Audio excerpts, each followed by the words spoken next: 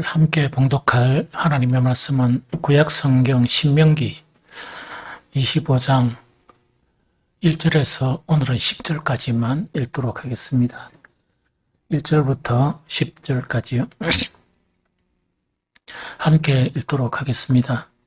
사람들 사이에 시비가 생겨 재판을 정하면 재판장은 그들을 재판하여 의인은 어렵다 하고 악인은 정죄할 것이며 악인에게 태형이 합당하면 재판장은 그를 엎드리게 하고 그 앞에서 그의 죄에 따라 수를 맞추어 때리게 하라. 40까지는 때리려니와 그것을 넘기지는 못할지니 만일 그것을 넘겨 매를 지나치게 때리면 네가 네 형제를 경히 여기는 것이 될까 하노라. 곡식 떠는 소에게 망을 씌우지 말지니라.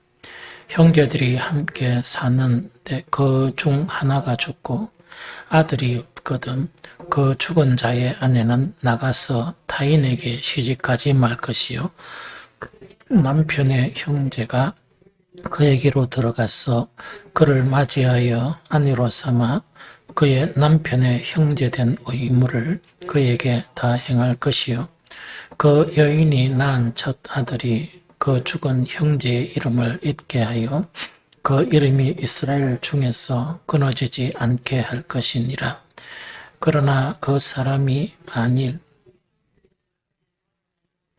절개하지 아니하면 그 형제의 아내는 그 성문으로 장로들에게 나아가서 말하기를 내 남편의 형제가 그의 형제의 이름을 이스라엘 중에 잊기를 싫어하여 남편의 형제된 의무를 내게 행하지 아니하나이다 할 것이요 그 성읍 장로들은 그를 불러다가 말할 것이며 그가 이미 정한 뜻대로 말하기를 내가 그 여자를 맞이하기를 절개하지 아니하노라 하면 그의 형제의 아내가 장로들 앞에서 그에게 나아가서 그의 발에서 신을 벗기고 그의 얼굴에 침을 뱉으며 이러기를 그의 형제의 집을 세우기를 절개 아니하는 자에게는 이같이 할 것이라 하고 이스라엘 중에서 그의 이름을 신벗김 받은 자의 집이라 부를 것이니라. 아멘. 오늘 25장 1절에서 19절 전체를 하려다 보니까 이 준비를 하면서 10장까지 하는데도 좀 분량이 우리가 생각해 봐야 될 그런 부분이 조금 이래 많았어. 오늘은 1절부터 10절까지 하고 다음 주에 또 11절부터 이렇게 계속해서 하도록 하겠습니다. 계속 이제 신명기를 하면서 느끼는 그런 부분이지만 신약 시대에 이제 사는 우리가 이제 계속 복음하고 율법 이렇게 비교하면서 율법은 형편없는 것이고 복음은 우리에게는 가장 중요하다 하는 그런 인식 자체를 오늘 사는 그리스도인들이 참 많이 한 것 같아요. 그런데 실제 신명기를 이렇게 읽다가 보면 그런 내용이 아니거든요. 그래서 우리가 자칫 율법에 나타난 이것을 가볍게 여겨버리면 사실은 복음도 가볍게 여겨요. 그래서 참 그렇다는 이야기죠. 유대인들의 가장 문제는 뭐냐? 이 율법을 생명처럼 여겼거든요. 그 다음에 율법을 지키는 것을 서로 중하게 아주 중요한 일로 이렇게 지켰다는 이야기죠. 그런데 그들에게 문제가 됐던 것은 이거예요. 율법 자체를 이렇게 읽는데 쉽게 이야기하면 율법 안에 있는 하나님의 마음과 뜻 이걸 못 읽은 것이라. 그러면서 율법을 보면서 사람의 지혜와 생각으로 어떤 하나님의 법, 하나님의 말씀을 사람의 어떤 이 계명으로 바꿔버린 거예요. 그것이 그들에게 문제가 됐어요. 그런데 바꾼 그런 장문이들은 이 서기관들이나 이런 분들이 해석을 하면서 바꿨겠죠. 또 거짓 선지자들이나 거짓 신약에 보면 거짓 선생들이겠죠. 이런 사람들이 바꿨을 거 아닙니까? 그러나 그런 거를 바꾸고 안 바꾸고 할 여력이 없는 많은 이스라엘 백성들은 그 율법을 지키려고 매우 애를 썼다는 이야기거든요. 그러면 신약을 사는 우리들이 율법과 이스라엘을 이제 비난을 하는 거라. 그렇죠? 우리는 복음을 가지고 산다 하면서 율법을 조금 이렇게 가볍게 여기라 그죠? 그냥 이거는 나도 신약에 사는 사람이라. 맞죠? 내가 딱 보니까 참 그렇게 욕하는 사람들은 얼굴 두꺼운 사람들이다. 자기 자신들을 모르는 사람들이다. 하는 그 이야기죠. 제가 생각하기는 그래. 왜냐니까 그 당시에 이스라엘 백성들은 율법하면 막 이렇게 쫓아려고 그러고 했었는데 오늘날 그리스도인들은 복음하면 복음하고 머리질라고 이럴 쓰는 거예요. 그러면서 무슨 율법이 어떻고 이 복음하고 것이 그게 어떻고 이 말한다는 것이 참 이 얼굴을 붉을 수 있는 그런 일인데도 그걸 모르고 이야기한단 말이야. 그러니까 뭐라노 비슷한 유해에 속했는데 이 죄인이 죄인을 막 이렇게 서로 이렇게 뭡니까 네가 더 나쁘다 내가 더 나쁘다 이런 거 있죠. 그것하고 비슷한 양상인 것 같다 하는 생각이 듭니다. 왜 이런 이야기 하는 거니까 사실 신명기 율법을 보니까 정말 이것 없이는 하나님의 나라가 안 될 것 같다 생각이 들거든요. 신앙에 대해서는 이것이 잘 믿는 것이냐 잘못 믿는 것이냐 하는 그런 이 관점들이 상당히 많아요. 상당히 많거든요. 오늘은 우리 장예순 씨한테 복음을 탁 전하면서 여태까지 하나님에 대해서 예수님에 대해서 이야기를 탁 해주면서 오늘은 뭘 전했는가 하니까 그 하나님을 이제 믿어야 되는데 믿는 방법론이 어떤 것이 있느냐 하면서 오늘은 가장 중요한 걸 설명했어요. 그런데 참 이 모친이 억수로 심각하게 들어요. 경청을 이래 하도록. 이 경청을 이래 해요. 그래서 오늘은 뭐냐니까 하나님께 하나님을 믿는다 하는 사람들은 하나님께 반드시 이 필연적으로 해야 될 게 있는데 그게 뭐냐? 예배다 하는 것을 오늘 전해줬단 말이에요. 그래서 그 예배가 아주 필연적인 것이다. 그래서 지금 이 바쁜 목사가 시간 날 때마다 와서 하는 이것도 예배지만 가장 이렇게 완전하게 나타나는 예배가 교회 가면 11시에 이래 예배 드리는 그 예배다 하는 거를 내가 이제 설명해 줬어요. 설명해 주면서 물론 다른 것도 있다는 이야기지. 기도나 다른 것도 하긴 한데 예배가 필연적이다. 그런데 예배를 드린다는 건 어느 놈이냐? 자식을 떡 낳았는데 그 자식이 부모한테 고맙다고 해서 늘 찾아오가지고 특히 설날 같은 경우는 큰절하고 하는 그게 예배의 한 일종이다 하는 그걸 설명해 주세요. 그러면서 그 자식들이 그걸 안 찾으면 그는 자식이 아니지 이러면서 설명을 막 했단 말이야. 하나님을 믿는다면서 예배를 안 드리면 안 되지요. 그러면서 예배를 드리는데도 하나님이 좋아하는 게 있고 안 좋아하시는 게 있다. 그러면서 내가 물은 게 손자한테 처음 다 용돈을 똑같이 줍니까 하니까 아니요. 똑같이 안 준대. 그러니까 똑같이 안 주고 이렇게 이제 이래 한단 말이지. 그것처럼 하나님께서도 많은 그리스도인들이 예배를 드리는데 저는 예배 안 했으면 좋겠다. 이런 사람도 있고 그냥 하나님께서 대충 이래 보는 사람도 있고 또 하나님이 억수로 좋게 보는 사람이 있다. 이런 식으로 이제 설명을 한 거예요. 그런데 이런 식으로 하나님에 대한 믿음도 설명할 수 있지만 사실은 하나님을 믿는다 하는 것 속에서 그런 실천적인 예배나 기도나 전도나 안 그런 봉사나 이런 거 말고 또 한 영역이 있는데 그것보다 더 중요한 영역이 있어요. 그게 뭔가니까 하나님을 믿는 사람들은 이 세상에 살아가면서 반드시 두 가지를 구해야 돼요. 그게 뭐냐?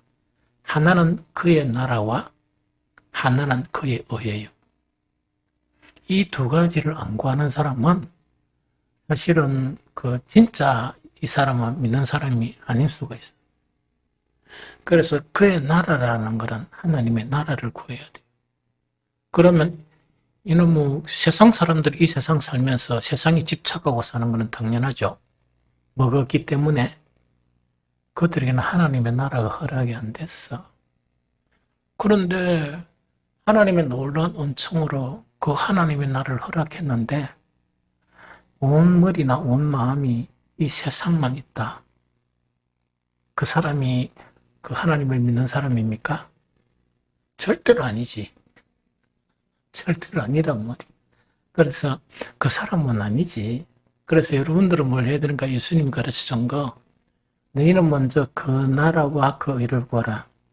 주님 가르친 기도에서 너희는 요것만은 꼭 기도하라는 6가지 혹은 7가지 딱 나누는데 하나는 나라가 속히 오게 하시며 하나는 뜻이 하늘에서 이루어진 것처럼 땅에서도 이루어지이다. 이게 그 6가지 기도 내용 중에서 2가지라. 아주 중요한 거예요. 그래서 우리 새벽 기도 시간에 제가 주기도문을 천천히 읽어요. 펴가지고 읽어보냐. 왜 읽는가니까 입만 가지고 막 이런 생각 없이 하지 말고 신중하게 주님께서 가르쳐 주신 기도대로 기도하라는 이야기죠. 그 내용을 보면 장황하게 막 기도하는 것보다 그 내용만 딱 기도하더라도 기도에 그런 충분하고 필요한 조건이 형성이 돼요. 옛날에 이야기했죠? 주님 가르친 기도를 갖다가 옛날에는 막 기도를 했다는 이야기지. 기도를 했는데 그 주님 가르친 기도 가지고 30분 내지 40분을 기도할 수 있어요. 그만큼 그 안에는 가장 중요한 내용이 들어있어. 그 중에 2가지가 뭐냐? 하나는 그의 나라. 나라라는 것은 예수님은 이 땅에 오시면서 천국을 이 땅에 가지고 오셨어. 우리가 가야 될 천국도 있지만 그래서 예수님은 회개하라 천국이 가까웠느니라. 그게 천국 복음의 핵심 내용이에요. 이거는 뭐냐? 삭막한 이 세상에 이제 천국이 이 땅에 임할 수 있는 그 여건이 누구를 통해서 열렸다고? 예수 그리스도를 통해서 열렸으니까 너희는 기도하면서 하나님이여 천국의 이 땅의 천국을 속히 이루어 주십시오. 그걸 기도하라는 이야기거든. 맞죠? 그런데 예수님이 가르쳐준 아주 중요한 내용이 그건데 맨날 기도하는 게 있답니까? 내가 이 세상에서 영원토록 살 것처럼 이 세상에 집착하고 이러면 그러면서 한 번도 기도가 이 땅에 그 하나님의 나라가 이루어지지 하는 거는 아마 어떤 사람은 일평생 한 번도 기도 안 한 사람도 있을 거야. 그 사람을 예수님을 믿는다 할 수가 있겠느냐? 참 문제죠. 2번째 구하라는 게 뭐냐? 그의 나라와 그의 의라. 그의 의라는 것은 쉽게 하면 이렇게 설명했어요. 교회가 이래 하나님의 나라가 안 되는 거 있죠. 복음 있는데도 왜 그런가 하니까 교인들 한 사람 한 사람이 지가 너무 똑똑하고 자기 의가 강한 거야. 하나님은 그래도 교회 다니는 사람이라도 교회 안에서 하나님의 뜻이 이루어지고 하나님의 통치가 이루어졌으면 좋겠는데 처음 다 지가 잘난 거야. 그래서 지난주에 아마 자기를 부인하라 그랬죠? 일평생 자기 부인을 안 하는 거야. 그래가 평신도가 되었다가 집사가 되고 권사가 되고 안수집사가 되고 장로가 되었다. 그러면은 그 교회는 하나님의 나라가 이루어지겠습니까? 안 그러면 머리 아프겠습니까? 머리 아프게. 이야기 됐죠. 그러면은 그의 나라를 구하고 그의 의를 구하죠. 그의 의가 주님 가르친 기도에서 가르치선 하늘나라에는 하나님의 뜻이 그대로 이루어지는 거야. 그러면 따로 법이 필요하겠습니까? 없겠습니까? 필요 없는 거야. 왜냐? 자연적으로 하나님의 이 뜻이 이루어지는 나라가 우리가 가야 되는 천국이라. 이 땅에 도래하는 천국은 하나님의 뜻이 자유롭게 이루어지면 그 뜻이 하늘에서 이룬 것처럼 땅에서 이루어지게 해달라 기도가 필요 없지. 왜? 이루어지니까. 안 된단 말이야. 목사는 목사 주장, 장로는 장로 주장, 안수는 또 안수파, 권사는 또 권사파 이래가. 또 평신도는 뭐냐? 평신도파. 청년들은 또 뭐요? 우리는 세대차가 있어서 청년파. 그 골치 아픈 교회겠죠. 그렇다는 것을 하나님 다 아시기 때문에 뭐냐니까 너희는 그 나라 그 의를 봐라. 자기 의를 다 버리고 모두 다가 하나님의 의를 구하면 뭐가 가능하겠어? 뜻이 하늘에서 이룬 것처럼 땅에서도 이루어지겠죠. 그게 천국과 같은 교회 공동체의 모습이에요. 좀 이해는 합니까? 이게 신구약 성경에 기록된 핵심 내용이라. 그런데 핵심 자체는 못 붙들고 껍데기만 자꾸 가지고 신앙생활을 하다 보니까 오늘날 교회가 이런 문제에 봉착하게 되는 거예요. 교회가 세상으로부터 이렇게 업신여김을 당하고 막 이런 불상사가 일어나는 거예요. 그러면 중요한 게 하나가 있어. 뜻이 하늘에서 이룬 것처럼 땅에서도 이루어지다 이야기죠. 천국에서는 법이 필요 없어. 왜? 자동적으로 이루어지니까. 이 땅에 사람의 종류가 얼마나 많습니까?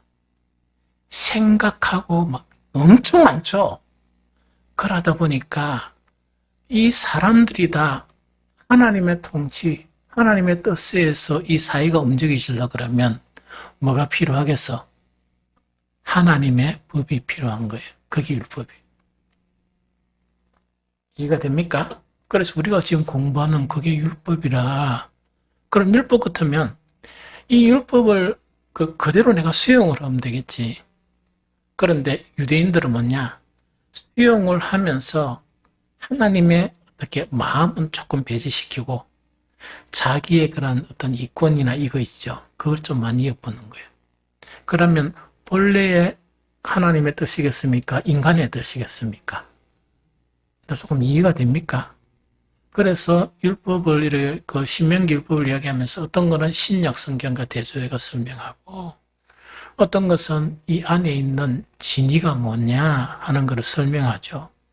그대로만 다 가면 우리 교회는 가야 될 천국 전체를 경험하기는 힘들지만 이 땅에 살면서도 이 공동체가 하나님 천국과 같은 유사한 공동체로 발전해 나가게 되는 거예요. 얼마나 아름답겠어요. 그러면 어떤 현상이 일어나는가? 우리 각자 성도들이 한 금요일만 되면 뭐가 기다려지겠어? 주일이 기다려지겠지. 우리 성도들과 만나는 거 있죠? 막 이렇게 될 거 아닙니까? 왜냐니까 그 안에서 하나님의 통치가 이루어지다 보니까 무엇을 맛본다? 세상 관계성 속에서 맛보지 못하는 TV 틀으면 너무 골치 아픈 이 정치 세상 그런 거 있죠? 그런 것에서 보지 못하는 아주 정말 이 세상에서는 느끼지 못하는 천국을 조금씩 느끼게 되니까 그렇다는 그 이야기죠. 또 좀 이해가 됩니까? 말씀의 부분도 마찬가지야. 막 목사가 설교하는 내용 자체는 뭔가니까 그런 부분이요. 또 한 가지 알아야 될 게 뭐냐? 우리 사람의 이 타락상을 전적 타락이라 그래요. 정적 타락인 만큼 이걸 회복하는데 말씀이 이렇게 여러 가지가 많겠습니까? 적겠습니까?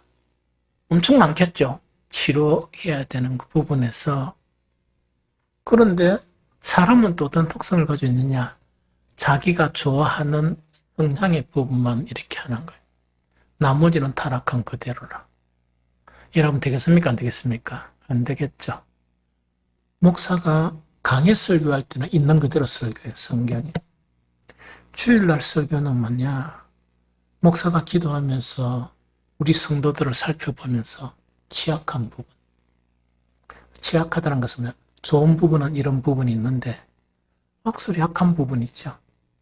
약한 부분은 집중적으로 설교를 하는 거예요. 왜 그러냐니까 그게 안 되면 어떻게 된다고? 문제가 발생합니다. 그런데 우리 성도들이 좋아하는 것은 뭐냐? 내가 좋아하는 부분만 계속 설교했으면 좋겠죠. 그러면 목사는 목사의 사명을 다 감당하지 못하는 거예요. 그래서 여러분들은 이런 부분을 참 잘 이해를 해야 됩니다. 이해가 되죠? 그래서 율법에 있는 내용은 전적으로 타락한 인간들이 다 모여있기 때문에 그러니까 이 천국과 같은 가나안이 있죠. 그 가나안에 들어가면서 이방인처럼 안 살고 하나님의 통치가 이루어지는 그 하나님의 나라처럼 살게 해주시려고 율법을 주신 거예요. 그래서 이 율법을 지키는 게 뭐라고? 바로 하나님을 믿는 것이고 하나님께 순종하는 것이다. 그것이 믿음이고 신앙이다 하는 그 내용이에요. 이해가 되죠? 그래서 오늘은 10절까지 간단하게 뭐가 있는가니까 제일 첫 번째로 뭔가니까 태형규례가 있어요. 태형규례고 두 번째로는 그 응분의 대가에 대한 규례. 그 다음에 세 번째는 계대결혼법. 되게 어렵죠. 그런데 이게 좀 희한한 거니까 이 설명을 잘 해드릴게요. 계대결혼법이야. 그래서 이 세 가지가 있습니다. 처음에 태형규례가 1절 3절입니다. 1절 3절 제가 다시 잠깐 읽고 설명할게요. 사람들 사이에 시비가 생겨 재판을 청하면 재판장은 그들을 재판하여 의인은 어렵다 하고 악인은 정죄할 것이며 이게 아주 기본입니다. 자, 우리가 모두 전적으로 타락한 사람이니까 살다 보면 그래도 좀 착하게 살려고 하는 부분도 있고 어떤 사람 악하게 살려고 하는 부분도 있고 사람마다 이런 부분은 선한데 또 악한 부분도 있겠죠. 그러니까 머리가 되게 아프죠. 그래서 그런 사람들이 살다 보니까 뭐가 생겨? 시비가 생긴다는 얘기를. 이 시비가 생겨가지고 자기들끼리 잘 안 되니까 뭐를 하게 되면 재판을 청하게 되면 오늘날처럼 뭐 고소를 하거나 그런 일을 하게 되면 재판장은 그들을 재판하여 그 부분에 대해서 어려운 부분은 어렵다 이야기하고 그 부분에 대해서 악한 부분은 이거는 뭘 하라고요? 정죄를 하라. 요 이야기입니다. 그런데 이걸 바꿔서 하지 말은 이야기라 악한 사람을 어렵다 하면 안 되고 의인을 정죄해서는 안 된다. 이거는 어디에서 말 볼 수 있습니까? 우리나라 법정에서 말 볼 수 있어. 무슨 말이냐면 100% 그런 건 아니지만 뭐란 말입니까? 이 정의가 사라져 버리는. 즉 악한 사람이 죄가 없게 되고 어떤 경우에는 뭐냐? 죄가 없는 사람이 죄가 죄인이 되어버리고 막 이런 것이 일어나는 세상이 이런 세상이야.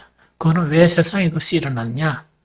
우리 모든 사람이 전적으로 타락한 사람이기 때문에 그런 일이 일어난다 하는 그 이야기입니다. 그래서 하나님의 백성들에게는 이 세상에서 재판하는 것처럼 그 재판을 이렇게 굽게 하지 말라 하는 그것이 첫 번째 내용입니다. 두 번째, 악인에게는 태형이 합당하면 재판장은 요로 되어 있습니다. 그럼 이게 무슨 말인가 이야기다, 그죠? 자, 요거는 뭐냐니까 고대 이스라엘의 범죄를 다루는 거 있죠. 다루는 것에서 지금 앞에 다룬 거는 뭡니까? 사형이 해당되는 데 달았죠. 그래서 사형이 해당되는 특징이 있는 거라. 그거는 가차없이 그 사람을 죽이라 하는 것이 이거는 형벌의 가장 끔찍한 것이라. 오늘 25장 1절에서 3절에는 뭐냐? 사형에 해당되지 않는 범죄에 대한 경우에는 어떻게 이렇게 처벌해야 되느냐 하는 그거를 지금 이야기하는 거예요. 무슨 말겠죠? 그래서 사형 외 형벌 제도가 크게 두 가지예요. 크게 두 가지고 하나, 둘, 셋, 하나, 둘. 크게 두 가지고 그 많게 분류하면 다섯 가지라. 그런데 두 가지만 해도 충분해요. 한 가지는 뭐냐니까 이 형벌 제도가 체형이 있고 하나는 벌금형이 있어요.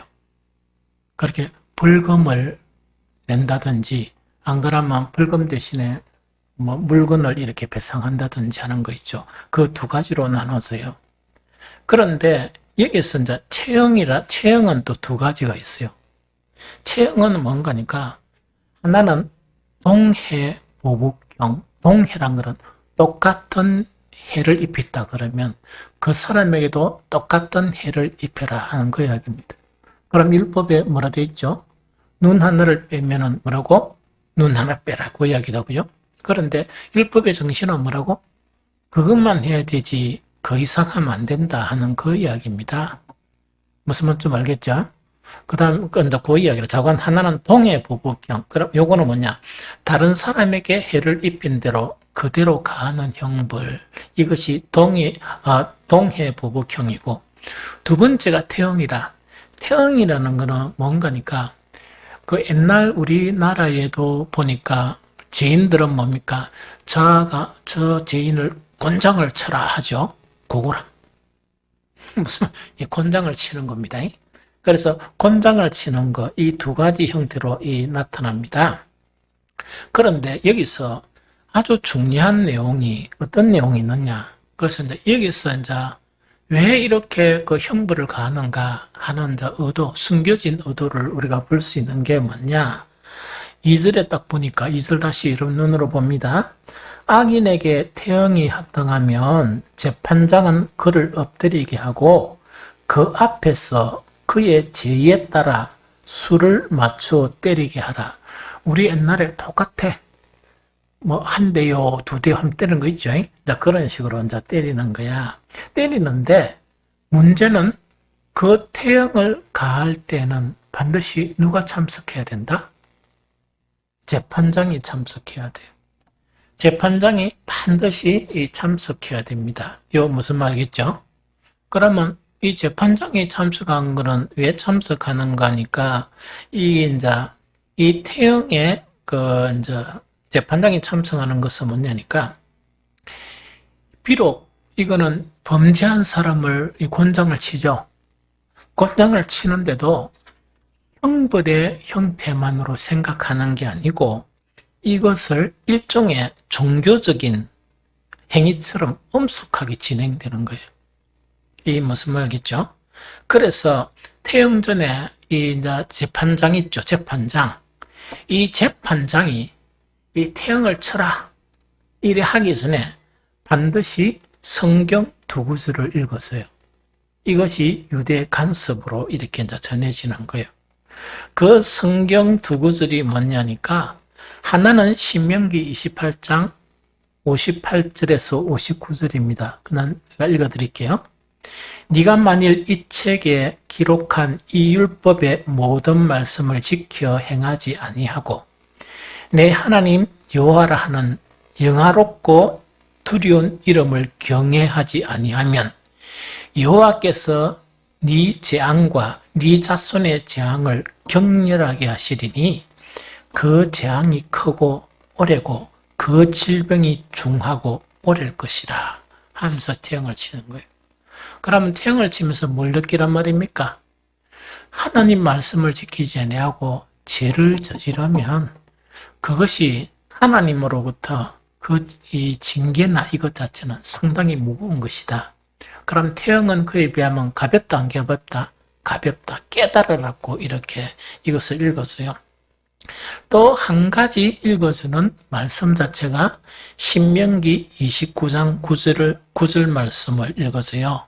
그럼 이 내용이 뭐냐? 그런즉 너희는 이 언약의 말씀을 지켜 행하라.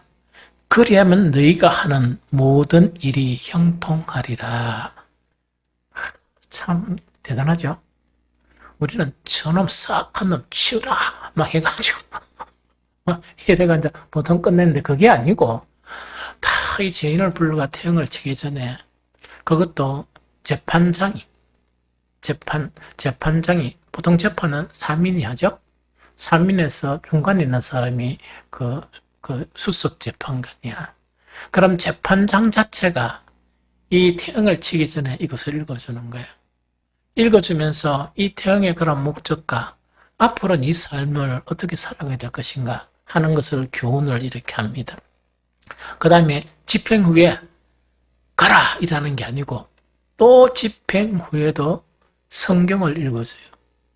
이 성경을 읽어주는데 그 성경 자체가 시편 78편 38절을 읽어줍니다. 그게 뭐냐? 오직 하나님은 긍휼하심으로 죄악을 덮어주시어 멸망시키지 아니하시고 그의 진노를 여러 번 돌이키시며 그의 모든 분을 다 쏟아내지 아니하셨다. 그럼 이래 탁 치면서 뭐냐니까 이 태형은 맞기는 맞았는데 하나님이 하나님의 분 진노를 다 쏟아냈다 안 냈다 그 이야기입니다. 그런데 시편 78편 38절을 가지고 뭐 번역의 차이도 있고 여러 차이가 있지만 실제로 이렇게 재판장이 딱 이야기하는 내용은 이 내용과 유사한데 이렇게 한다 그래요. 그게 뭐냐? 그러나 주께서도 자비가 충만하셔서 저들의 죄를 사하셨느니라. 이것을 읽어주는 거예요. 이게 시편 78편 38절을 근거로 해가. 그러면 사람들이 그 태형 맞는 사람들을 보고 그 죄인도 그 곤장을 맞겠죠? 다 곤장을 맞고 난 다음에 그러나 이 형벌을 가했지만 주께서도 자비가 충만하셔서 저들의 죄를 뭐 하셨다? 사해 주셨다. 그러면 이제 이 태형으로 끝나고 새롭게 살고 아까 읽어준 거 있죠. 뭡니까? 하나님의 말씀대로 살아가라 하는 그 교훈이 바로 태형의 그런 의미이다 하는 이야기죠. 좀 이해가 됩니까? 그래서 교회에서 이렇게 해야 돼. 그러니까 항상 성경 말씀을 보면서 그 말씀의 진이 하나님의 그런 의도가 어떤 의도인가 이렇게 하면은 얼마나 이렇게 이 형벌을 가하는 것 자체도 참으로 아름답게 보이죠. 선하게 보이고 그 사람에게도 아주 좋은 그런 선하게 살 수 있는 기회가 되고 또한 여러 사람에게도 아주 교훈이 되는 그런 부분입니다. 그런데 이 태형은 어떻게 해야 되는가? 3절에 보면 사시까지는 때리려니와 그것을 넘기지 못할지니라 하는 이야기죠. 즉 이 태형의 그런 권장 치는 수 있죠. 수는 40으로 딱 제한했습니다. 이 40으로 제한했는데 보통 숫자로 40은 뭘 의미하는 거니까 심판과 고난의 상징수가 40이에요. 그래서 율법에서 뭐냐? 이제 죽음에 해당되는 그 태형 같은 경우는 40을 넘지 말아야 한다. 경한 범죄는 그보다 더 낫겠죠. 그래서 40을 넘을 수가 없다. 이걸 딱 정한 거예요. 그러면은 이것이 목적은 뭡니까? 성경을 자세히 읽어보면 그 목적이 나타나 있는데 그 3절에 보면 나타나 있어요. 40까지는 때리려니와 그것을 넘기지는 못할지니 만일 그것을 넘겨 매를 지나치게 때리면 네가 네 형제를 경히 여기는 것이 될까 하노라. 이 이야기. 그럼 이거는 뭐냐니까 어떤 사람이 잘못을 하면 뭐가 생깁니까? 분노가 생기죠. 왜 이렇게 눈에는 눈만, 이에는 입만 이라는 거니까 사람이 분노가 생기면 항상 자기는 대로 받았는데 뭐로 돌이켜준다고? 말로 돌이켜주는 이 복수의 그런 속성, 죄의 속성이 그 속에 있거든요. 그러면은 그 태형 자체는 40 이상은 못하는 거야. 그래가지고 맨날 40 이상을 못하게 하는데 왜 못하게 하는가? 재판관이나 그 재판에 참석한 사람 자체가 정말 어떤 하나님의 분노가 아니고 인간의 분노가 막 생겼는 거야. 매우 쳐다 하는 게 있죠. 그래 가지고 막 콘장을 갖다가 한 50대 쳐버렸단 말이야. 하나님 그걸 금지시켰단 말이야. 하나님의 목적은 선도하는 목적이에요. 다시금 기회를 주면서 올바른 하나님의 사람이 되기 위한 목적이 태영입니다. 그런데 이것이 사람에게 그 권한을 또 기어주면 뭐라고? 자기의 의분, 네? 법을 이야기하고 또 자기의 의를 이야기하면서 저거는 완전 죽여야 된다 하는 거 있죠. 그래 매우 쳐라 이래 버리면 그것을 집행하는 사람이 어떤 허물을 갖게 됩니까? 자기 형제를 너무나 가볍게 여기는 존중해야 되는데 그 죄인이라도 그 사람, 즉 내 형제라고 존중해야 되는데 그 존중심 자체가 없어지게 된다는 얘기죠. 어떻게 가? 매우 많이 쳐버리면 아주 뒤 체격이 좋은 사람이 있지만 약한 사람이 있잖아. 그러면은 이 잘못 새겨치면은 이 완전히 뭡니까? 이 치명적일 수도 있고 다시금 뭡니까? 정상적인 생활을 하기가 힘들 경우도 있잖아요. 그게 범죄란 얘기. 이게 무슨 말겠죠? 그러면 신약에서 가르치면 어떤 가르침입니까? 형제가 우리에게 진정으로 잘못을 회개하면 몇 번이라도 그래서 이제 제자들이 물을 때 그랬는데 7번 용서해 줘야 한다 하는 그 이야기입니다. 왜 그 7번이? 7번은 완전 숫자이기 때문에 그래요. 완전하게 용서해 줘야 된다 그 이야기죠. 그런데 요 말씀을 따른다는 거는 그 분노에 사로잡혀 가지고 막 이걸 갖다가 자기 분이 풀릴 때까지 그래 이제 막 이렇게 막 저주하고 미워하고 이런 거 있죠. 막 분노를 내세우고 하는 건 안 돼요. 그래서 또 하나는 뭐냐? 특히 가족 부부끼리 아무리 큰 싸움이 일어나더라도 왜 땡거요? 전신물 때 대판 해붙다. 저녁은 어쩌고요? 밥 먹자. 이라고 잘 때는 자자 같이 자란. 이게 무슨 말겠죠? 그 분을 갖다가 또 이래 밤중까지 다음 날까지 연결시키고 하는 거는 악해서 그래. 그거 하지 말라는 또 법정으로 할 일은 법정으로 하고. 그래서 아까도 이야기했잖아. 우리가 전적 타락한 부분이기 때문에 하나님의 백성 아들로 만들시기 위해서 모든 부분을 다 치료해야 돼요. 맞습니까? 그래서 이런 부분도 다스리는 거예요. 분을 내어도 해지기까지 연장하지 말라. 또 형제가 태형에 이게 뭡니까? 그런 범죄를 저질렀더라도 사람의 그런 이 생각, 사람의 분노, 그것 때문에 그 범죄자라도 그 인격 자체를 침해하지 말고 존중히 여기는 것 자체를 흔들려서는 안 된다 하는 그걸 이야기합니다. 우리가 주님 앞에 부름을 받았다. 부름을 받은 순간부터 죄를 안 지십니까? 죄를 지을 수 있습니까? 지을 수 있죠. 그래서 죄를 지을 수 있으면 죄에 대한 부분은 죄다 이야기를 하고 잘한 부분은 잘한 부분이다 이야기는 해야 되지만 무엇을 존중해야 돼? 우리의 지체고 형제라는 사실을 존중해야 돼. 그거 지금 가르치고 있는 거예요. 무슨 말인지 좀 알겠죠? 그래 해야 그게 뭔가니까 그 부분이 그 사탄의 속성의 부분인데 이걸 바꿔야 되잖아. 그래 율법이 필요하지. 그럼 이걸 갖다 팅각 본다. 안 할란다. 나는 요거는 죽어도 못하겠습니다. 이래 보면 왜 된단 말입니까? 이게 이제 하나님을 이게 불순종하는 거예요. 좀 이해가 됩니까? 그래서 모든 말씀이 우리가 전적으로 타락한 부분이기 때문에 그 부분을 온전하게 하기 위해서, 즉 쉽게 하게 해가지고 사탄이 탁 있는데 그 부분을 칭칭 감아놨단 말이야. 분노도 그 부분이야. 그러면 이 하나님의 말씀을 통해서 뭐 하려고? 사탄의 결박을 탁 끊어내는 그 이야기예요. 그런데 만약에 나는 요거는 절대로 못 본다 하면 그 결박이 풀립니까? 안 풀립니까? 안 풀리죠. 좀 이해가 됩니까? 그래서 전적으로 받아들여요. 모든 말씀을 다 받아들여야 돼요. 이 말씀은 좀 알겠죠?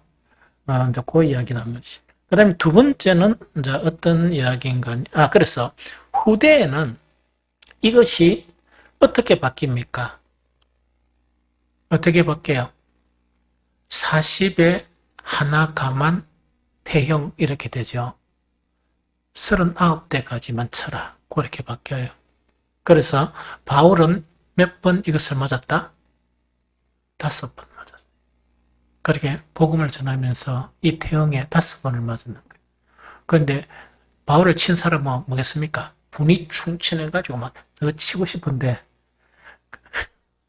법을 지키려고 매우 치라 해가지고 이렇게 5번 이렇게 맞았다 하는 그런 기록이 나와 있습니다. 그럼 두 번째는 뭐냐니까 응분의 대가는 치러야 한다 하는 그 규례를 이야기합니다. 딱 한 구절입니다. 4절에 보면 곡식을 떠는 소에게 망을 씌우지 말라 이 말씀이에요. 그래서 신약에 이 간단한 말씀이 이렇게 인용이 많이 되면서 예수님도 가르치고 또 복음서에도 나타나고 요 이야기입니다. 그래서 이거는 뭐냐니까 짐승이라도 그 응분의 대가는 지불해야 된다 하는 그걸 이야기합니다. 여기서 곡식을 떠는 소라 그랬죠. 이 곡식을 떤다 하는 이 떤다는 건 타작하는 거 있죠. 옛날에 막 타작하는 거를 이야기합니다. 그런데 그 팔레스틴, 그 이스라엘 지방의 타작법은 두 가지가 있어요. 두 가지가 있는데 하나는 뭔가니까 큰 널판지 있죠. 널판지에다가 좀 더 구멍을 이렇게 뚫는 거야. 구멍을 떡 뚫고 돌 있죠. 좀 날카롭고 하는 돌 있죠. 돌을 그 구멍에 이렇게 처음 다 박는 거예요. 그러면 널판지가 있고 돌이 튀어나온 데는 뭡니까?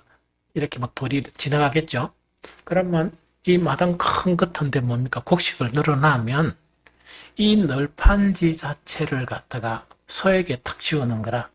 지우면서 소가 곡식을 밟으면서 지나가면 이 널판지가 뭐가 있습니까? 돌이 막 박혀 있죠. 그럼 돌에 막 하면서 곡식이 빠개지면서 뭐가 되겠습니까? 이 타작이 되겠죠. 그거 하는 타작법이 하나 있어요. 그럼 이런 타작법이 있고 하나는 뭔가니까 우리하고 똑같아요. 우리라는 거는 우리 옛날에 나도 그거 해봤어요. 이게 뭔가니까 우리 타작 마당 있죠. 마당에 곡식을 하면 뭡니까? 도리깨 있죠. 도리깨 가지고 막 치죠. 뭐 모르는 사람도 있는가 봐. 그걸 치면서 타작하는 두 가지 방법이 있는데 이 4절 말씀은 뭐냐? 소를 사용해가지고 널판지를 해가지고 이 타작하는 방법이다. 그러면 사람이 막 치고 하는 것보다 덜 피곤하죠. 그런데 이때 한 거는 뭐냐? 소가 이렇게 막 그거 하다가 곡식을 먹겠습니까? 안 먹겠습니까? 못 먹는다고? 곡식도 먹는단 말이야. 곡식을 딱 먹으니까 주인이 뭐냐? 저놈의 새끼가 우리 곡식인데 해가지고 이 망을 시하는 그 일은 금지하는 거예요. 참 하나님께서 그 율법을 무슨 말 알겠죠? 그러니까 이것이 이제 자비도 가르치고 여러 가지를 가르치는 거야. 그래서 소가 그렇게 곡식 하려고 이제 일을 해주는데 니는 못 먹어! 이런 식으로 하는 것은 하나님의 백성이 아니고 그렇게 하면 천국이 안 이루어진다 하는 그걸 이야기합니다. 좀 이해가 되죠? 이거 무슨 말인지 알겠지만 그거 지금 이야기하는 거예요. 그런데 신약에서 이것은 이걸 갖다 그대로 인용을 해가지고 예수님이 가르치시는 거예요. 그러면서 예수님께서는 뭡니까? 사역을 행하는 사람은 먹을 것을 당연히 받는 것이 당연하다. 그렇게 가르치는 거예요. 그러면 사역이라는 것은 뭐냐? 사역자들은 목사나 이런 사람이겠지, 전도사나 뭐 이런 사람이겠지. 전적으로 그런 일을 또 하는데, 교회로부터 먹고 살 것을 이렇게 받는 것은 매우 지극히 당연한 것이다. 그걸 갖다가 인용하면서 예수님은 가르쳤고, 바울도 그걸 가르치죠. 사역자들은 이 교회로부터 이 먹을 것을 이렇게 받는 것, 즉 생활비를 받는 것은 매우 당연한 일이다. 이걸 가르치는 거예요. 이해가 되겠죠?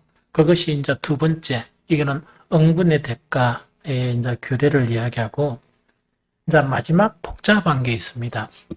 이 D 복잡합니다. 복잡한 게 뭔가니까 계대결혼법이요. 계대결혼법. 이건 5절에서 이제 10절까지입니다.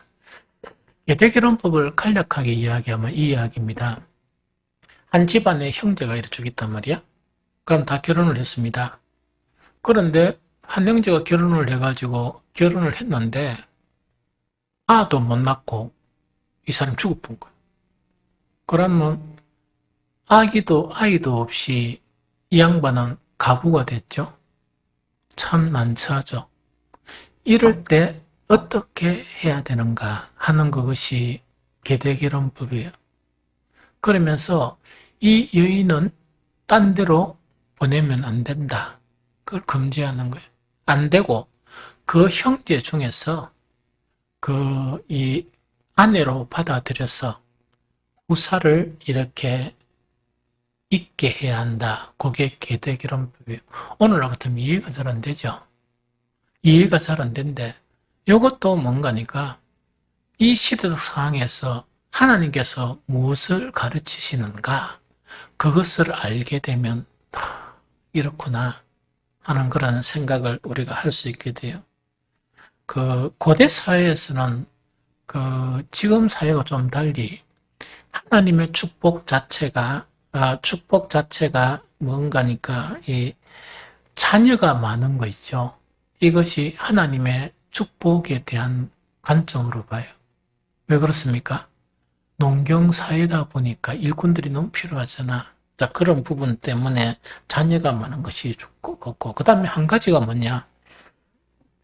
후대를 이어가는 거 있죠. 이 후대를 이어가는 것 자체는 매우 중요한 일로 생각하고 있습니다. 무슨 말겠죠? 그런데 이제 이렇게 이제 관점을 가지고 이해를 하면 왜 되는가니까 좀 이해가 되는 거야. 그런데 그 형제가 뜨긴 한데 작은 형제가 죽어본 거야. 아이도 없이 죽어봤단 말이야. 그러면 이 형제에게는 뭐가 끊겨버린다?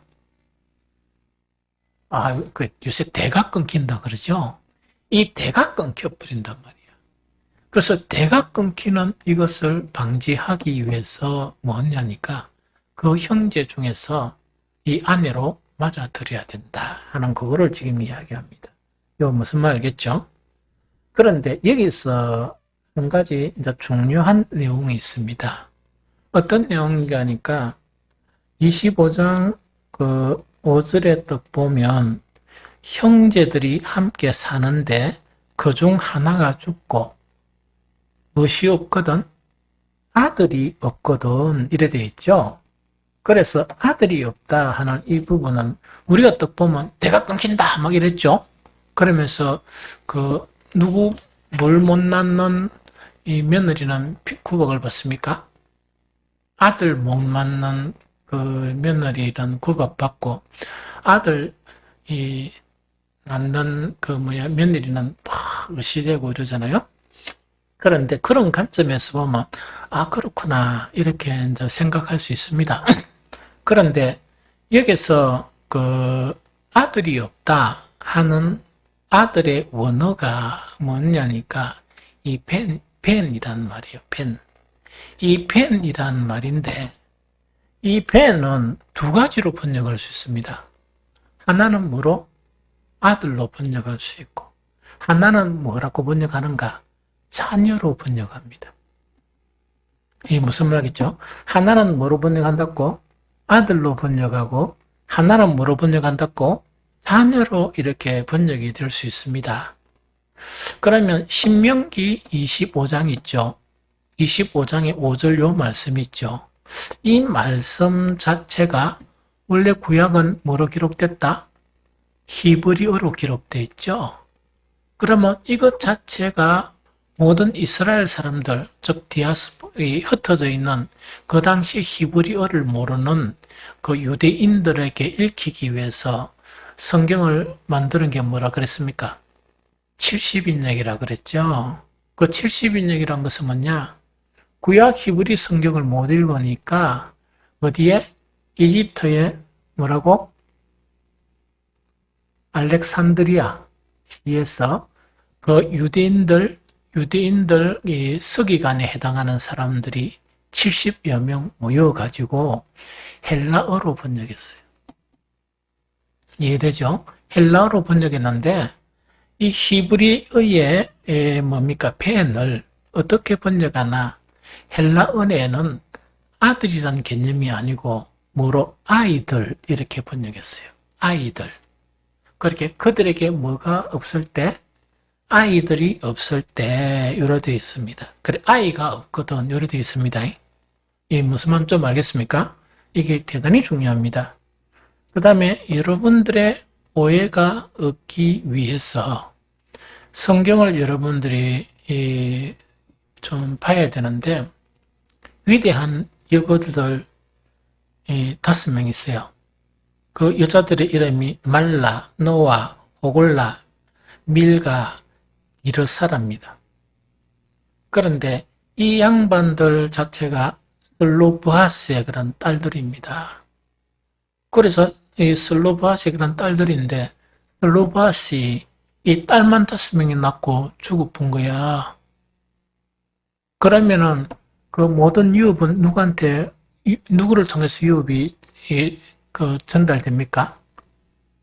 그렇죠? 그러니까 아들을 통해서 다 유업이 이렇게 성이 되니까 이 말라, 노아, 호글라, 밀가, 이 디르사라가 누구에게 항의합니까? 모세에게 항의를 하는 거예요. 모세에게 항의를 당해서 우리 아버지는 이 광야에서 죽어보는데 우리한테는 아들이 없습니다. 그러면은 우리 아버지의 형제들 있죠? 형제들이 받아야 될 그 목 있죠? 목 자체는 저 아버지가 죽었기 때문에 딴 사람들이 다 분배를 받고 저거 거는 있습니까? 없습니까? 없죠. 이거는 부당합니다. 하면서 모세한테 항의를 하는 거예요. 항의를 딱 하니까 모세가 하나님 앞에 뭐냐니까 이 똑똑한 여자 5명이서 이렇게 이야기하는데 이걸 어떻게 처리하면 좋겠습니까? 이렇게 이제 이야기하는 거라. 이게 무슨 말인지 좀 알겠습니까? 그래 딱 하니까 하나님의 말씀이 민수기 27장 7절 8절입니다. 민수기 27장 7절 8절.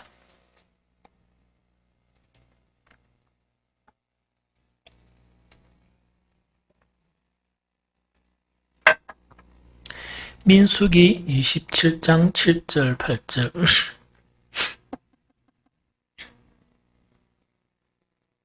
(27장 7절 8절) 우리 같이 읽어봅니다. 민수기 27장 7절 8절.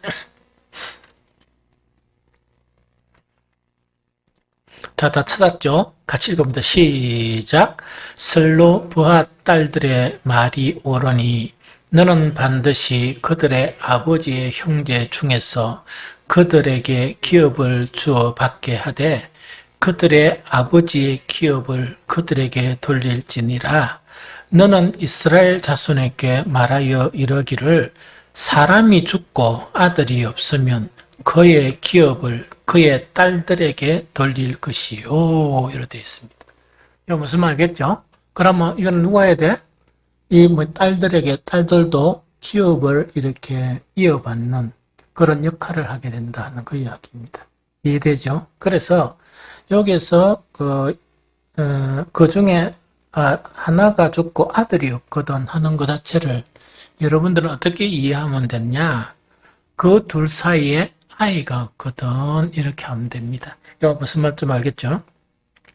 그 다음에 한 가지 이제 중요한 것이 있는데, 요거는 이제 그 뒤에 하면서 설명할게요.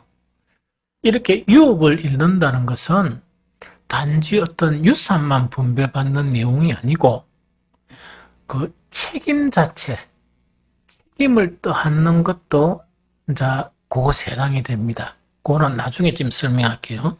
그러면 이제 그거 하기 전에 그러면 그래 또 하니까 아이고 그러면 그 아내를 이제 뭐 형제가 죽어 버리면 그 형제의 그런 아내를 아이가 없으면 이제 이래 데리고 와가지고 살아야 되잖아요.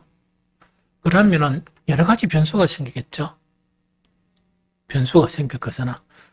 한 식구가 더 늘면 여러 가지 이제 그러면 그래 이런 경우가 있다 그죠? 만약에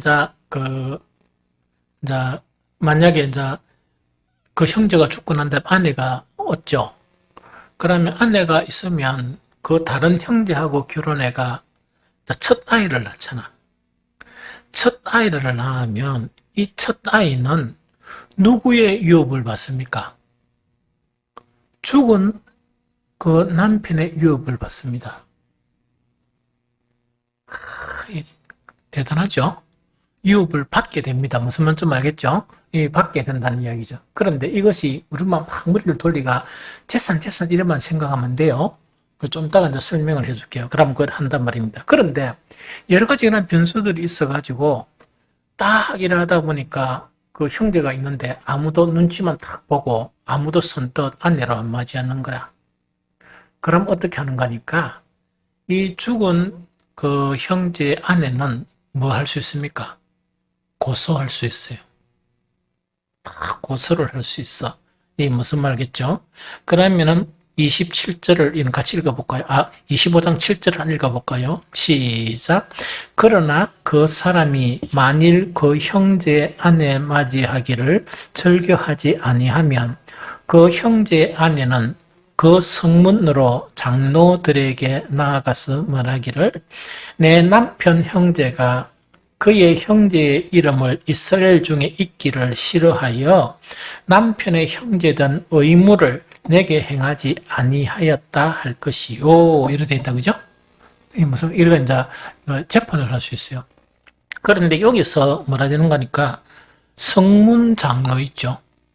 성문 장로라는 것은 이게 뭐냐니까 이 다른 이렇게 기록된 문서에는 성읍 장로 이렇게 되어 있습니다. 이 성읍 장로라 되는데 이게 뭔가니까 이스라엘 고대 법정은 두 가지가 있어요. 두 개. 오늘날에는 삼심제죠.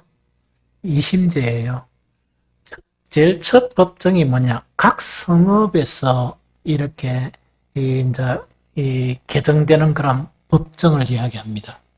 그러면 성읍 장로라는 것은 일반 장로가 아니고 그 성읍의 재판관을 이야기합니다. 이거 무슨 말이겠죠? 이 성읍 장로, 성읍으로 장로들 이렇게 하는 거는 성읍 재판관을 이야기해요. 이거 무슨 말이겠죠? 그래서 한 재판은 각 성읍에서 이루어져요. 그런데 하나는 뭐냐? 각 성읍에서 이제 열리고 다른 하나는 중앙성소에 갈 수 있습니다. 상소할 수 있어요. 이게 무슨 말이겠죠? 그래서 그게 이제 고등법에 오늘날 고등법원에 해당되는 그런 부분이다 하는 그 이야기죠. 그럼 어떻게 하는 거니까? 그러면 왜 되는 거니까? 그 법관은 뭘 한단 말입니까? 그 형제를 부릅니다. 혼자를 딱 부르는 거야. 불러가 면밀히 조사를 해가지고 진짜 그 자기 형제 아내를 이 아내로 받아들이는 거를 거부하면 그 사실이 딱 인정되면 뭘 하는가니까 계대 결혼이 어떤 의미를 가지는가 하는 것을 상세히 설명해요. 이게 무슨 말이겠죠? 상세히 설명하는데 하나는 뭐냐? 네 형제가 대가 끊기면 어떻게 되느냐? 그걸 이야기해 줍니다. 그 다음에 하나는 또 이제 요거 뒤에 이제 놓으니까 이제 그런 것들을 설명해 주는 거야. 설명되게 해주는데 설명한데도 불구하고 완강하게 나는 못하겠습니다. 이럴 경우가 있을 수 있습니까? 없습니까? 혹가다가 있을 수 있습니다. 있을 수 있거든요. 그러면 이렇게 딱 거부한 그 사람은 어떻게 처벌을 하느냐? 거기 25장 9절 10절입니다. 제가 읽어줄게요. 그의 형제 아내가 장로들 앞에서, 즉 법정에서, 재판관들 앞에서 그에게 나아가 그의 발에서 신을 벗기고 그 얼굴에 침을 뱉으며 이러기를, 그의 형제의 집을 세우기를 즐겨 아니하는 자에게는 이같이 할 것이라고 이스라엘 중에서 그의 이름을 신벗김 받은 자의 집이라 부를 것이니라, 이렇게 되어 있습니다. 그러면 이제 계대 결혼 안 하는 그 형제를 죽이고 이러진 않았는데 딱 해가지고 아무리 설득해도 안 되는 거야. 딱 안 되면 어떻게 하는 거니까 이제 죽은 그 형제 아내 있죠. 아내가 어떻게 하는 거니까 그걸 거부하는 형제 있죠. 그 거부하는 형제에 뭐를 하는가? 발에 신발을 벗겨버려.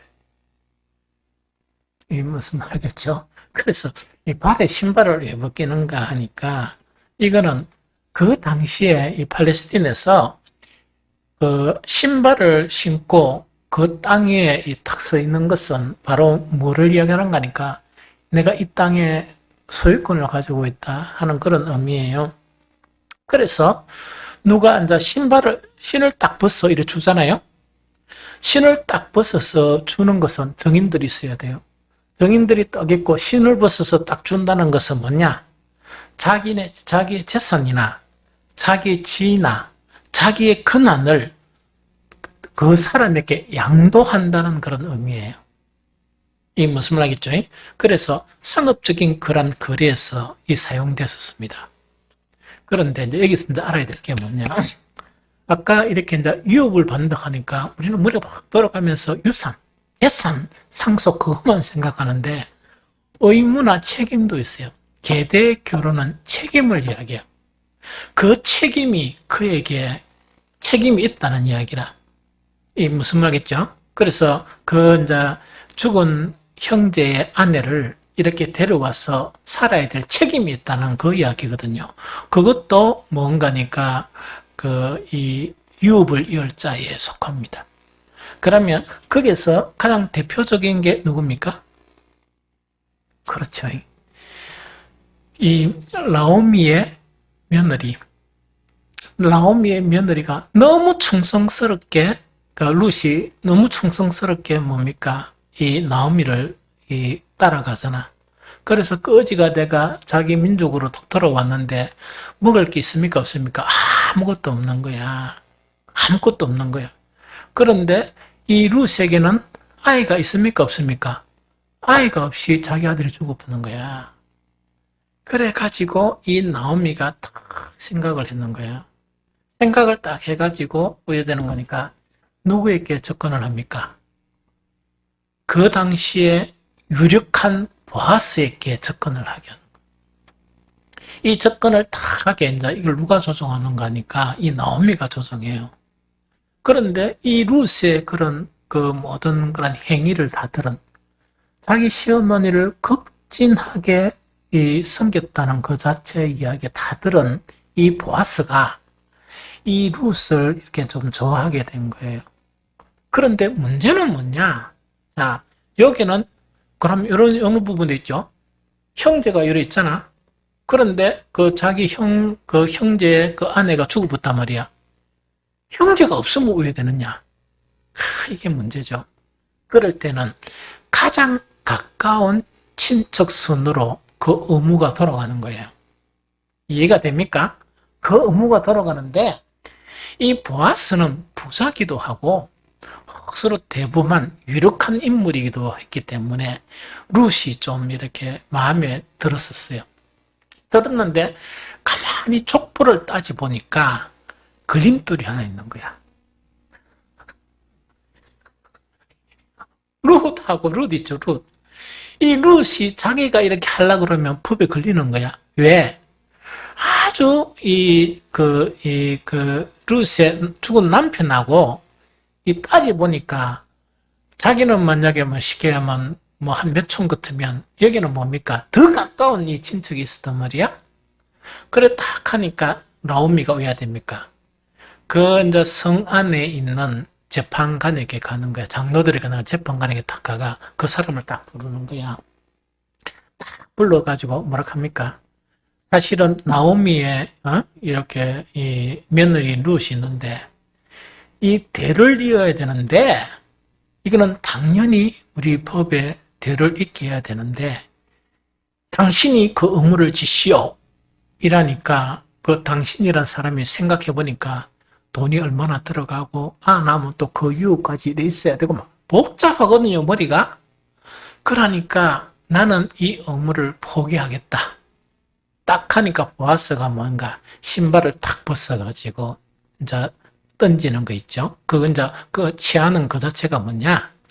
나는 이 룻을 아내로 취하는데 나는 권리 이양을 받았다 그런 의미예요. 이해가 됩니까? 그래서 이게 뭡니까? 이 보아스는 이 룻과 결혼하게 되고 그 후손에 누가 나옵니까? 위대한 다윗이 대단하죠. 다윗이 나옵니다. 그래서 여기에서 이야기하는 이 계대 결혼법 있죠.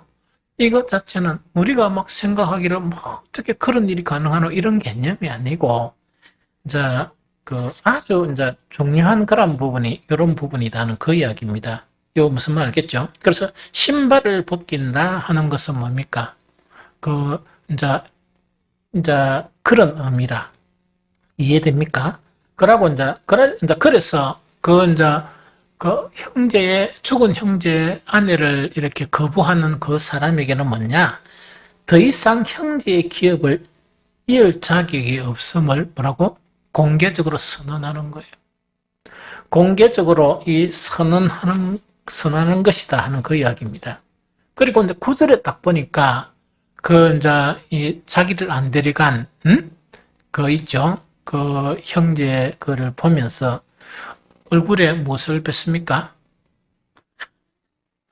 그 재판장에서 얼굴에 침을 팍 뱉습니다. 침을 이제 뱉게 되거든요. 근데 침을 뱉는 게 참 거의 못할 짓이죠. 그래서 이제 이게 이제 나중에 좀 바뀝니다. 바뀌는데 이게 이제 율법이 구전으로 막 전해져요. 구전으로 전해지면서 이게 이제 성문화가 돼요. 이제 이 문서화로 되는 그 자체가 뭘 이야기합니까? 여기 탈무드야. 그래서 이스라엘 민족들은 뭐냐? 이 율법하고 탈무드를 참 중요하게 생각해요. 그래서 이 탈무드 안에는 여기서 이제 율법서에 기록된 내용 말고도 구전으로 전해진 모든 것들이 함께 딱 기록된 걸 탈무드라고 그러는데, 탈무드는 두 가지가 있어요.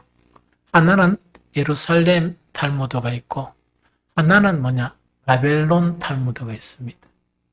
그래서 이것은 아주 중요한 그런 자료인데, 그 탈무드에 보면 처음에는 그 율법에는 뭡니까? 그 아내가 자기를 데려가지 않는 이 형제에게 뭐 할 수 있다? 침을 뱉는다 이래 되어 있죠. 그런데 탈무드에는 조금 이게 바뀌었습니다. 그 얼굴에 침을 뱉는 게 아니고 법정에서 그 면전에서 그 사람 면전에서 침을 탁 뱉는 거예요. 그럼 우리가 억울한 일을 당하면 뭡니까? 그 앞에서 패 하면서 이러죠. 유사한 그런 것이다 하는 그 이야기입니다. 이거 무슨 말이죠? 그래서 이거는 일종의 공개적인 그런 징벌, 이것 자체가 바로 이런 부분이다 하는 이야기죠.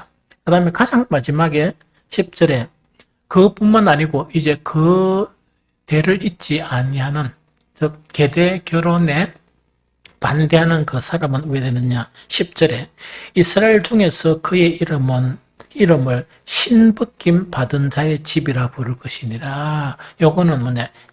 신벗김 받은 자의 집이란 것은 뭐냐? 그 집안은 이제 별 볼 일 없는 집안이고 하찮은 가문이다.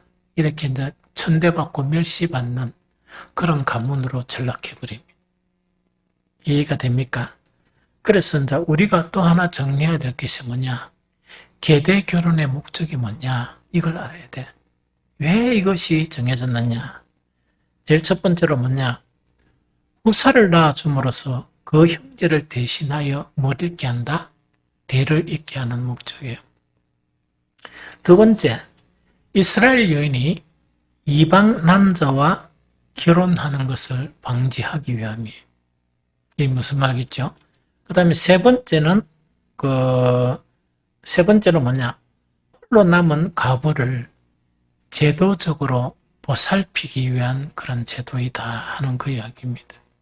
무슨 말이겠죠? 그래서 아까 왜 뭐냐니까 이거는 결혼의 의미만 있는 게 아니고 홀로 된 그런 과부가 되면 돌봐야 되잖아. 그래서 성경은 끊임없이 과부와 고아에 대해서 이야기합니다. 과부와 고아를 보살펴야 된다 하는 그 이야기를 끊임없이 하게 되는 거예요. 이게 무슨 말이겠죠? 그러면은 이제 그거를 이야기합니다. 그러면 오늘날 이것은 이런 계대 결혼 이건 없습니다. 없죠? 없고 뭐 어떤 문화가 계속 바뀌니까 항상 성경의 그런 역사를 보면 그 당시의 문화나 이런 부분을 하나님이 바꾸시려고 하는 건 아니에요. 그리고 이 계대 결혼이라는 것은 이스라엘에게만 있은 게 아니고 여러 가지 자료를 보면 그 당시에 팔레스틴 그 주변이 있죠. 주변은 거의 다 계대 결혼이 있었습니다. 그런 풍습이 있었고 단지 그 모세 시대에 그 이전에도 그런 자료를 발견할 수 있었는데 모세 시대에는 하나님께서 이렇게 계명으로 율법으로 이렇게 된 내용 자체가 계대결혼법이다 하는 그 이야기입니다. 그래서 항상 구약 성경은 오늘날에 적용할 수 있는 부분이 돼야 돼요. 이거는 뭐냐니까 교회 공동체하고 그 유대인들 이스라엘하고 거의 비슷한 거는 뭐냐? 하나님의 택함을 받은 그런 사람들입니다. 그래서 교회 안에 여자든 남자든 여러 가지 살아가다 보면 불행한 일을 당하고 또 생활고에 시달리는 일이 있다면 교회는 그 사람들을 당연히 보살펴야 됩니다. 두 번째, 그 사람은 자기가 열심히 일을 해서 또 생활도 해야 돼요. 그 두 가지 원칙이 주어져야 된다. 신약 성경에 그렇게 되어 있죠. 살기 위해서 열심히 노력하는데 어떤 경우에는 열심히 노력하는 것만으로 생활이 안 되는 경우 있죠. 그런 경우에는 어떻게 된다? 교회는 그들을 돌봐야 된다. 이것이 하나님의 가르침입니다. 이해가 되죠? 그래서 우리 교회는 작지만 여태까지 그것을 해왔고 또 내가 죽고 난 이후에도 찬우가 그것을 지키는 것이 하나님의 말씀대로 사는 길이라. 조금 이렇게 해가지고 그 생활을 하게 하고 하는 그것을 해야 된다는 이야기죠.